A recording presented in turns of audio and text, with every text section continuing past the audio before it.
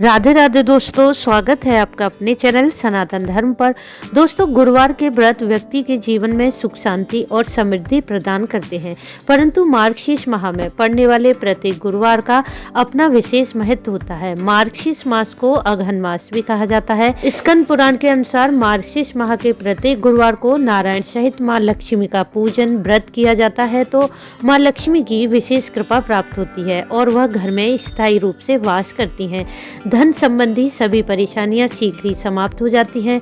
अन्न धन के भंडार उस भक्त के घर में सदैव भरे रहते हैं जो पवित्र मार्गशीर्ष माह में माता लक्ष्मी का विधि विधान से व्रत करते हुए पूजन अर्चन व उनके मंत्रों के जाप करते हैं। तो दोस्तों, जान लेते हैं इस वीडियो में कि साल 2022 में अघन मास में कितने गुरुवार पड़ रहे हैं और धन्य धान्य और ऐश्वर्य की प्राप्ति के लिए माता महालक्ष्मी का पूजन कैसे करें, किस मंत्र का जाप करें और किस वस्तु का भोग लगाएं जिससे माता महालक्ष्मी प्रसन्न होकर हमें शुभ आशीर्वाद प्रदान करें। साथ ही जानेंगे इस व्रत में क्या खाएं और क्या न खाएं।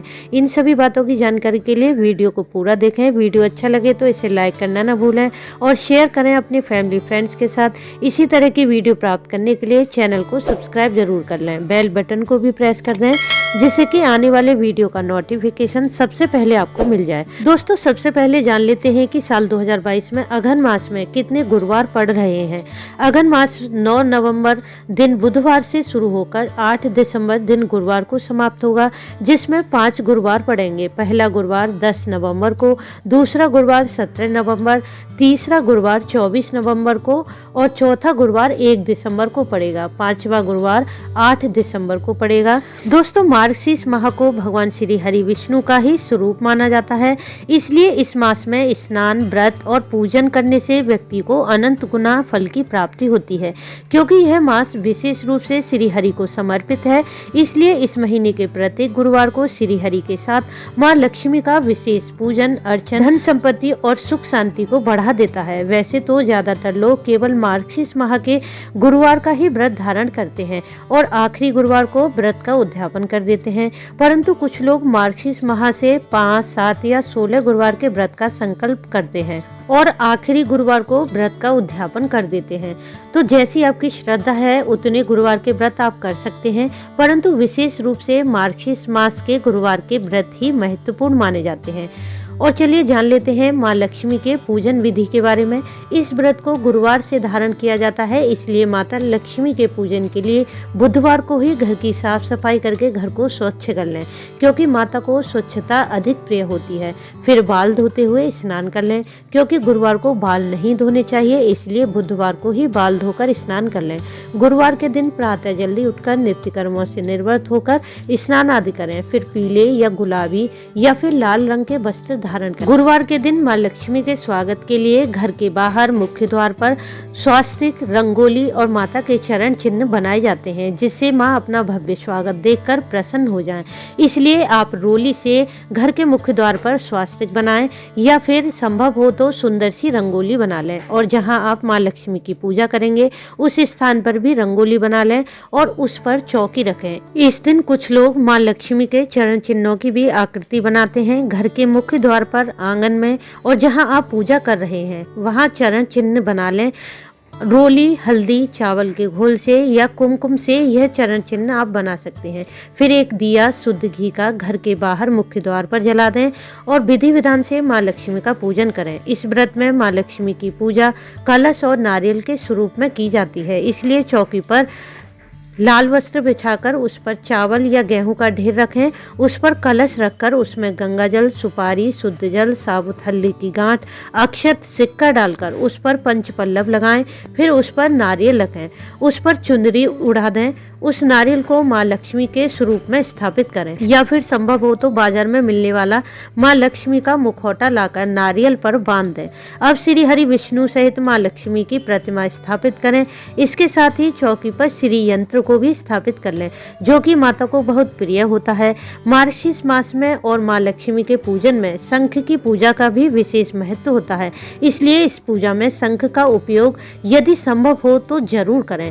फिर सबसे पहले भगवान गणेश गणेश का पूजन करें, क्योंकि किसी भी पूजा में सर्वप्रथम गणेश जी का पूजन किया जाता है और विशेष रूप से मां लक्ष्मी की पूजा में गणेश जी का पूजन अवश्य ही करना चाहिए।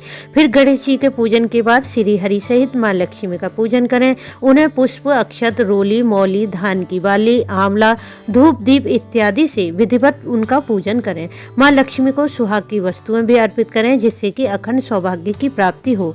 भोग में माता को खीर, आंवला, बतासे, मिठाइयाँ या फिर जो भी आपने घर में पकवान बनाया है उसका भोग माता को पूर्ण समर्पित भाव से लगा दें। घर में बनाई गई वस्तुओं से माता का भोग लगाते हैं तो माता की विशेष कृपा मिलती है। प्रत्येक गुरुवार को अलग अलग भोग लगा सकते हैं। माता की पूजा में मंत्र का अधिक से अधिक जाप करें। मंत्र है ओम श्रीम श्रीये नमः। यदि समय हो तो कनकधारा स्तोत्र या श्री सूक्त का पाठ भी जरूर कर लें। इस पाठ के प्रभाव से सभी प्रकार के आर्थिक संकट दूर होते हैं और कर्जे से भी मुक्ति मिलती है। यह महालक्ष्मी पूजन आप दोनों समय कर सकते हैं, सुबह और शाम को, परंतु कुछ लोग इस पूजन को दिन में 3 बार भी करते हैं। मतलब सुबह को पूजन करके कथा पढ़ते हैं, माता की आरती करते हैं, माता को भोग लगाते हैं। उसी प्रकार दोपहर और शाम के समय भी माता का पूजन करके भोग लगाकर माता के मंत्रों का जाप करते हैं। दोस्तों, मार्गशीर्ष माह के गुरुवार में पूरा दिन अपनी सामर्थ्य के अनुसार व्रत करें। निर्जल या फलाहार जैसी आपकी श्रद्धा भाव। व्रत रखते हुए शाम के समय भोजन करें। जो भी पकवान आपने घर में बनाया है वह पूर्ण रूप से सात्विक होना चाहिए। फिर उसका भोग माता को लगाकर घर में सभी को वितरित कर दें। उसके बाद स्वयं ग्रहण करें। अब कुछ लोगों का यह प्रश्न होता है कि क्या मार्गशीर्ष मास के प्रत्येक गुरुवार को इसी प्रकार चौकी लगाकर माता का पूजन किया जाएगा? तो हाँ, इसी प्रकार हर गुरुवार को माता के पूजन के लिए चौकी लगाई जाती है, परंतु शुक्रवार के दिन इस चौकी को हटा दें। शुक्रवार के दिन सबसे पहले स्नान करें, फिर माता का पूजन अर्चन करके आरती करके माता को भोग लगाएं। इसके बाद कलश को हिलाएं। जो कपड़ा आपने बिछाया है उसे रख लें। जो नारियल और कलश आपने स्थापित किए हैं वह अगले गुरुवार को भी प्रयोग कर सकते हैं। नारियल और चुनरी को रख लें। कलश के जल को घर के प्रत्येक स्थान पर छिड़क दें। बचे हुए जल को किसी पौधे में डाल दें। पंच पल्लव, अक्षत और सुपारी, सिक्का इत्यादि वस्तु हर बार नई रखनी है। मूर्ति, श्री यंत्र इत्यादि घर के पूजा स्थल में रख दें। इस प्रकार से प्रत्येक गुरुवार को पूजा व्रत करते हुए शुक्रवार को चौकी का विसर्जन करना है। इस व्रत का उद्यापन मार्गशीर्ष माह के आखिरी गुरुवार को किया जाता है। उद्यापन के दिन पूजा विधि आपको इसी प्रकार से करनी है, परंतु साथ ही 5 या 7 कन्याओं को या फिर सुहागिन स्त्रियों को आप भोजन कराकर दक्षिणा दे दें। दोस्तों, यदि मार्गशीर्ष मास का कोई भी गुरुवार आपसे छूट जाता है तो आप जितने भी गुरुवार के व्रत इस मास में कर सकते हैं उन्हें अवश्य धारण करें। यदि किसी गुरुवार को आपको पीरियड्स की समस्या हो जाए तो घर के किसी भी सदस्य से इस व्रत की पूजा करवा लें और स्वयं मानसिक रूप से इस व्रत को करें। परंतु यदि घर में कोई पूजा करने वाला ना हो तो आप मानसिक रूप से पूजन व्रत करते हुए माता के मंत्रों का जाप करें, क्योंकि यदि आपने मार्गशीर्ष मास के गुरुवार का व्रत शुरू कर दिया है तो यह आपको बीच में नहीं छोड़ना। यदि आपने यह व्रत बीच में छोड़ दिया तो आपका व्रत खंडित माना जाएगा। दोस्तों, इस मास में श्री हरि सहित मां लक्ष्मी का पूजन करने से मां अत्यंत ही प्रसन्न होती हैं। साथ ही श्री हरि की भी कृपा प्राप्त होती है और जिस भी व्यक्ति को श्री हरि के साथ मां लक्ष्मी का आशीर्वाद मिल जाए उसके जीवन की समस्त कामनाएं पूर्ण हो जाती हैं। धन, संतान, सुख, संपत्ति, यश, व्यापार के द्वारा वह व्यक्ति ऐश्वर्यशाली जीवन व्यतीत करता है। तो दोस्तों, उम्मीद करती हूँ इस वीडियो से आपको लाभ अवश्य होगा। वीडियो अच्छा लगा हो तो इसे लाइक करें, शेयर करें, साथ ही चैनल को सब्सक्राइब करके बेल बटन को प्रेस कर दें, जिससे कि नई वीडियो का नोटिफिकेशन सबसे पहले आपको मिल जाए। वीडियो अंत तक देखने के लिए आपका धन्यवाद। राधे राधे।